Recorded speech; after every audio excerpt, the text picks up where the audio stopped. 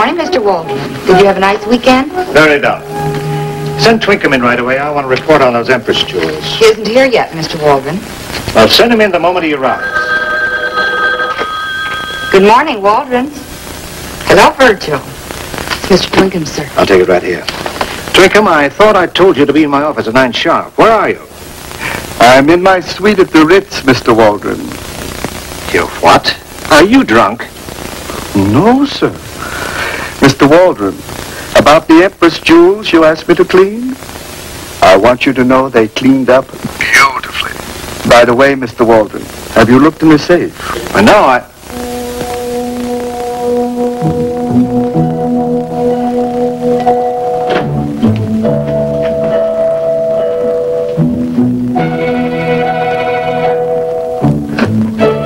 Twinkham, the safe is open. The jewels aren't there. That's right, sir. You see, I stole them.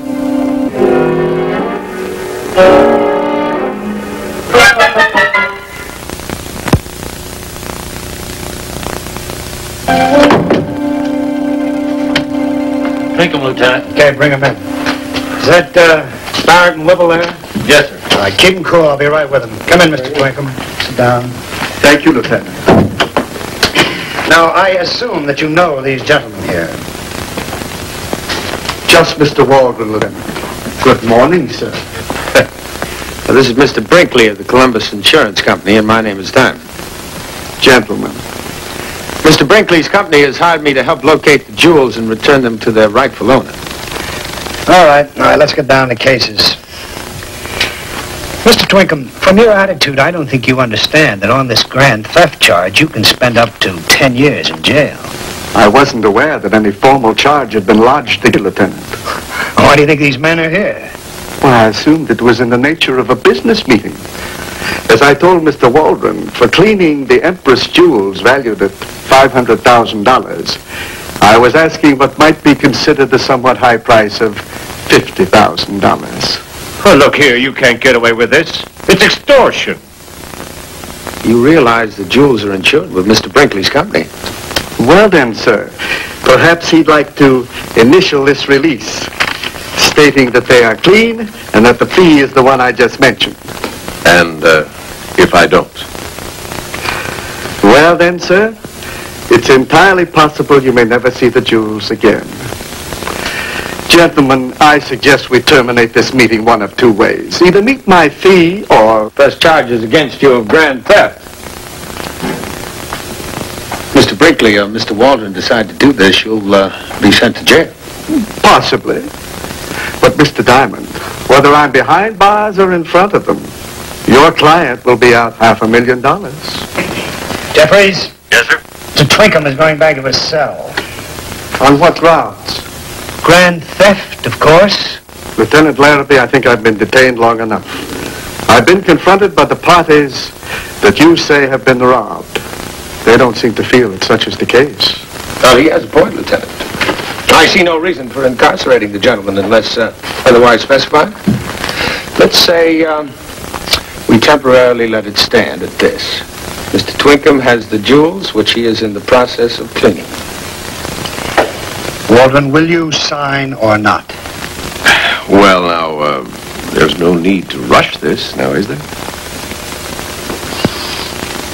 Well, then, Mr. Diamond, if you are empowered to negotiate for these two gentlemen, I suggest that we meet later for dinner, and we can discuss the matter further at that time, and in more pleasant surroundings. Surroundings are the key to gracious living, Mr. Twinkham. Where shall we dine? In my suite at the Ritz. Where else? At 7? 7's fine. Good day, gentlemen.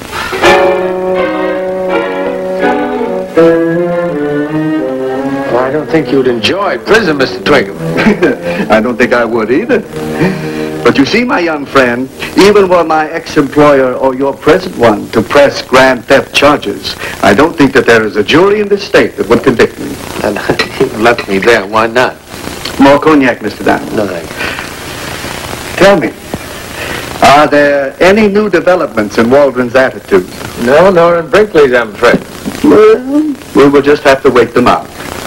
Mr. Twickham, when did you first decide to steal, I beg your pardon, clean the Emperor's jewels via your own method?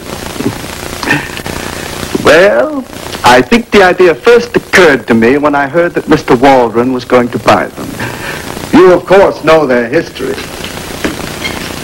They once belonged to a now-defunct European royal family, which had to sell them to the highest bidder in order to keep eating. I see. Well, it was quite a coup on Mr. Waldron's part when he was able to acquire them. Took just about every cent he had, I understand. So, I decided that if my employer were going to do something big, So would you. precisely. And I'd look upon my fee as sort of a pension plan. After working 20 years for a pittance, I somehow felt entitled to it. Well, the authorities have already taken a dim view of it. Well, maybe you're entitled to a pension, but it's the unorthodox manner in which you secured it. I'm afraid I'll have to call an adjournment to this very pleasant meeting, Mr. Diamond. I'm going to the theater this evening, and I dislike being late for the curtain. You understand. I understand. And I approve. Mr. Twickham, you have the soul of a poet.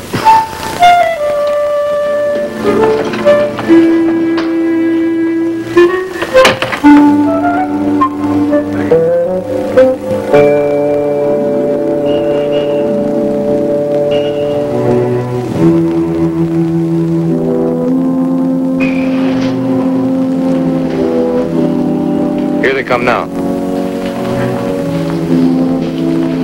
Well, if the big guy leaves, then we'll grab the old man. Remember, I want Twinkham alive. You know, with the night so beautiful, I do believe I'll walk to the theater. Mind if I walk a ways with it? A pleasure.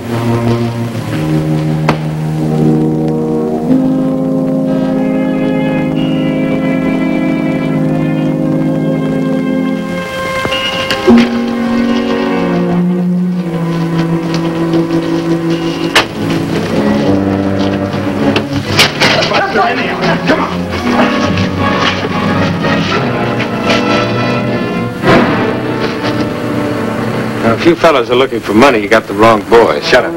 Tony, what do we do with him? It's squalling old man. You ain't gonna get hurt. What do you think? You seen us, hasn't he? Use your gun. Tony, I ain't never killed nobody. Well, I don't want to break your record. Now, look, can't we talk this over just thug to thug? You yellow punk, you went into line bars again? Can't we just slug him? That's an excellent idea. I second the motion. Here.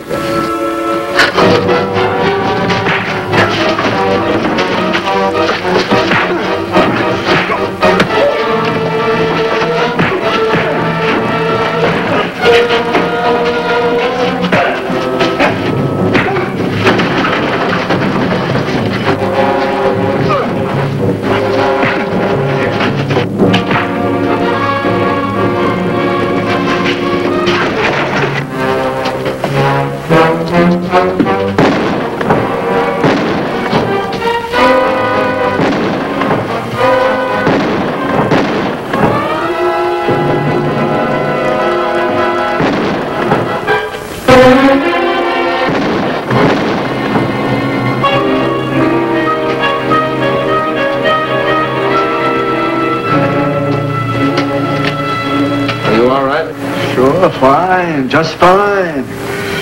Terrible, isn't it? Getting so a man can't walk down the street anymore at night without being accosted. You must remember to complain to the police department. Yeah, you do that. My dear fellow, you're hurt. Here, let me help you. That's all right. It's nothing that a couple of weeks in traction can't fix. Either of you two hurt? I'd answer that, but I've just used my last funny. Did you get a good look at either one of them? I've seen him somewhere before, but right now I couldn't tell you where. Look, Mr. Diamond, and you two officers, if you'll excuse me, I have a show to see. Now, wait a minute, Twinkham. You nearly got yourself killed. Those fellows might still be waiting for you somewhere. Under the circumstances, you go back to your hotel room, lock yourself in until you hear from me. Look, I don't know anything about this, but one of you have to come down to headquarters and answer some questions. Since you say you might know these fellas, it'd be... Say no more, officer. Come on, Mr. Twinkham, we'll walk you back to the hotel.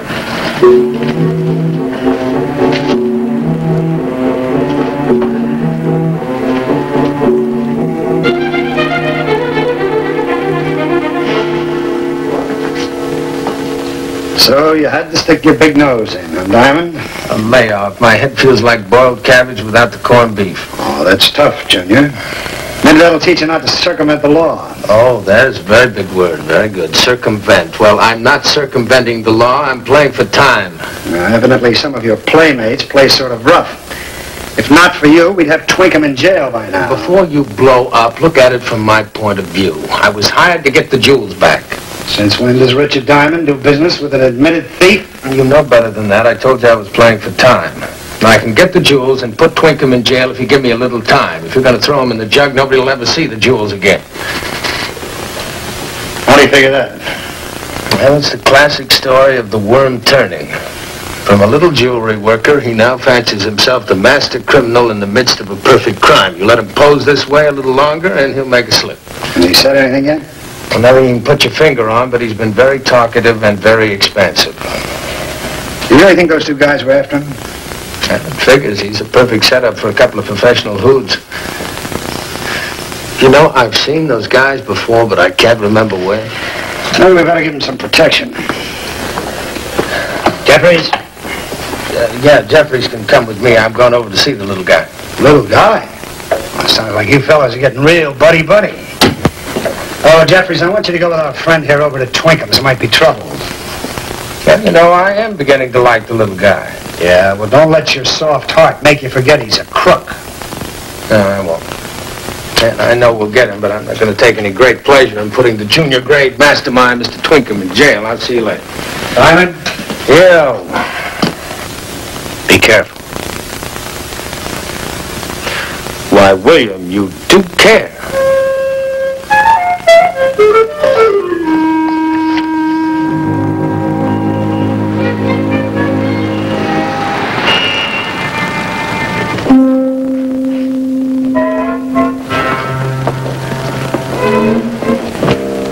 Well, little Twinkum is doing his moment of glory up big. But it's a sad ride from here to Sing Sing. Jeffries, you've got to use kid gloves on this little character. Say, you are a talkative one, aren't you?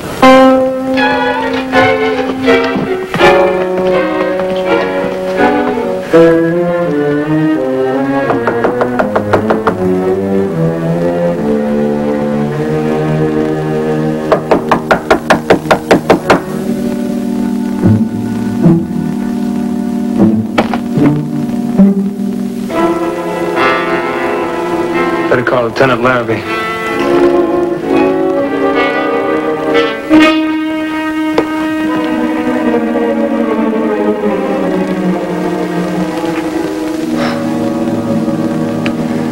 Poor Mr. Twinkum is not going to get to see Sing Sing. Or anything else in this world, for that matter.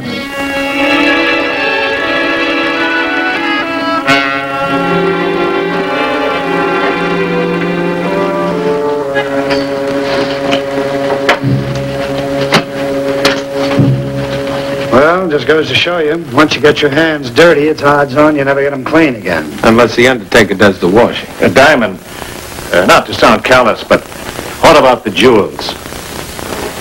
Jeffries? Well, thing, Lieutenant.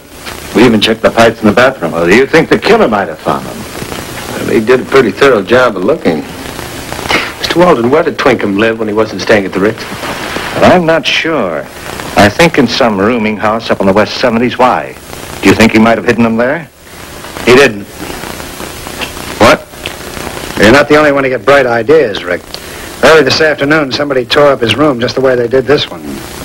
Maybe they found them there. No, I don't think they did. Otherwise, they wouldn't have searched here. And they wouldn't have killed Twinkum. You keep talking about they. Yeah, no, I do. It just came to mind where I saw those two fellas that worked me over before. Where? It was in your office, rather outside of it. We were waiting for Twinkum, and they were waiting to see you. Tony Barrett and Sludge Whipple. Police department, please. 10th precinct. Out-of-state hoodlums. I picked them up and gave them a lecture on how to behave while they were in town. Now, this is Larrabee. I want an all units pickup. Names, Tony Barrett, Sludge Whipple. Yeah, that's right. The next day, I took a quick tour of Waldron's overpriced emporium and found exactly what I'd expected. Nothing. Since Lieutenant Larrabee hadn't had any word on the two thugs, I decided to do a little locating on my own. I had a few private sources of information, and one of the best, as far as I was concerned, was Happy O'Donnell, cooperative-type ex-hood whose pipeline to the underground was about as direct as a sewer entrance. Barrett? Whipple? Mr. Diamond. I ain't never even heard of him. Well, I mean, I heard of him, but that was years ago, like, well, at least 6 months. In Shy, they, you know, someone told me they was here in town, but... Happy. This is the last. Now where? Honest, I don't know. Look, them guys was in town, but by now they're gone. You know, they play rough. Well, I play rough too, Happy. Now, they messed me up, and I'm going to find them. Whether you help me and stay healthy or whether I have to mess you up. Now, where are they? Nice and quick. Honest, I don't know. Where were they? Back's the hotel. West 48th, room 329. And remember, Mr. Diamond, you forgot where you got the info, huh?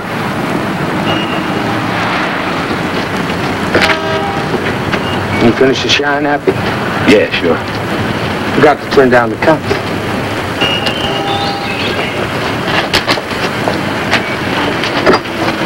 See you later.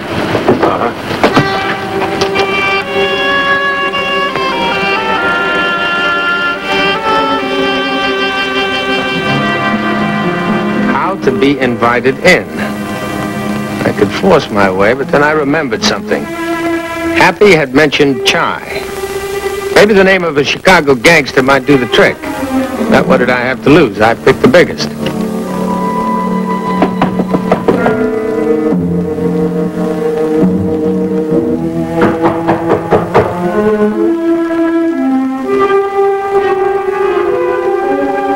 Yeah, who is it? Larry B. told me to look you up.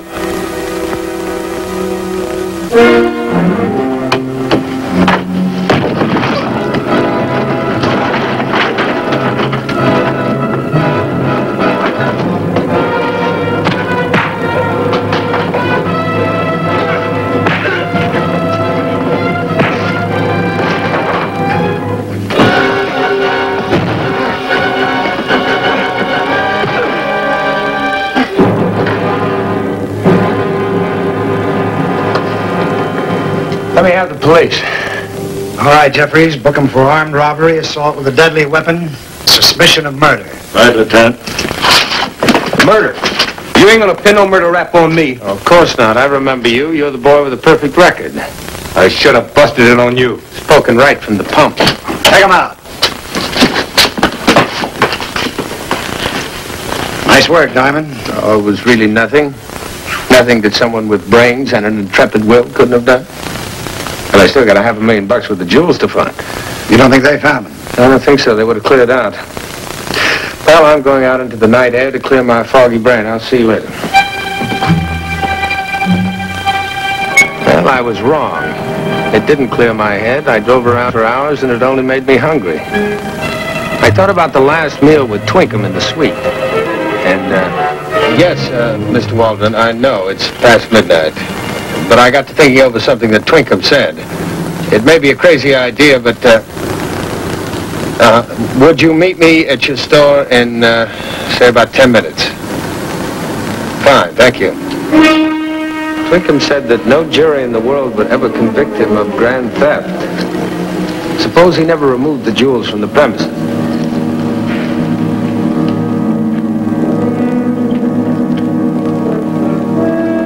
You mean he couldn't be convicted if the jewels were still in the store? Well, there are a lot of laws to cover what he did. He broke about $6 of them.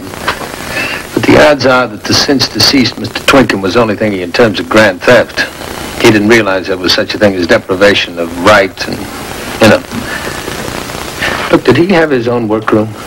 Yes, but he wouldn't have hidden them there. It's too small. Besides which, he was working with another man. Well, got to start somewhere. Let's try your office.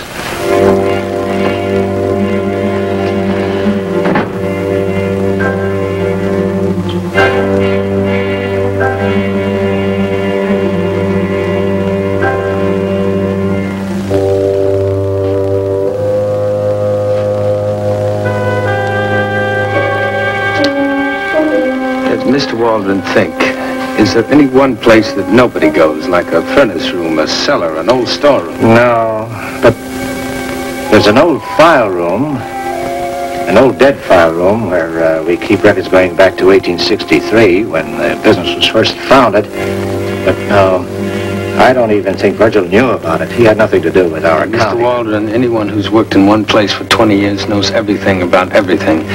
Lead the way.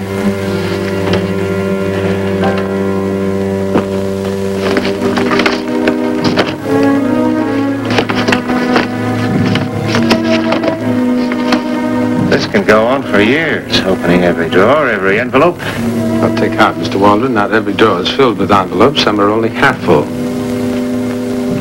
Yep. We gotta have a system. Let's try T. For theft. Well, we've been through T, Z's, V's, R for robbery, D for diamonds, W. Oh, no. And we're not even warm. Well, we only got 20 more letters to go. Hey, 20. What is it? Twickham said he worked for you for 20 years. No, we've looked through Oh, wait a minute. 20 years, he said he looked on it as a pension plan. P. P. P-A, P-E-V, P-E-N.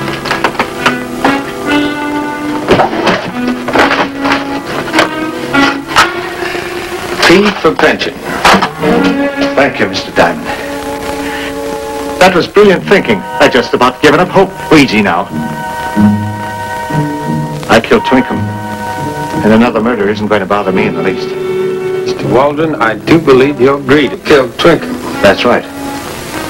Now, if you'll just hand me those jewels. I don't get it. You're loaded, and I don't mean the gun. These jewels are insured. You'd lose nothing. I told you. It cost me everything I had to buy those jewels.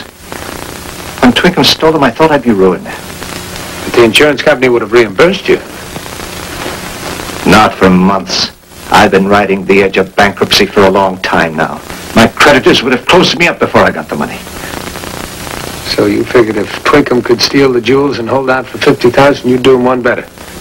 That's right. This way I get both, the jewels and the insurance money. Now, if you'll hand them over.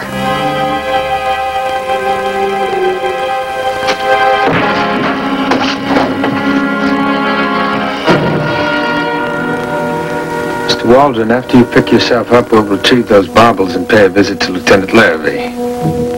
I don't think you'll have any trouble convincing Mr. Brinkley to press charges against you.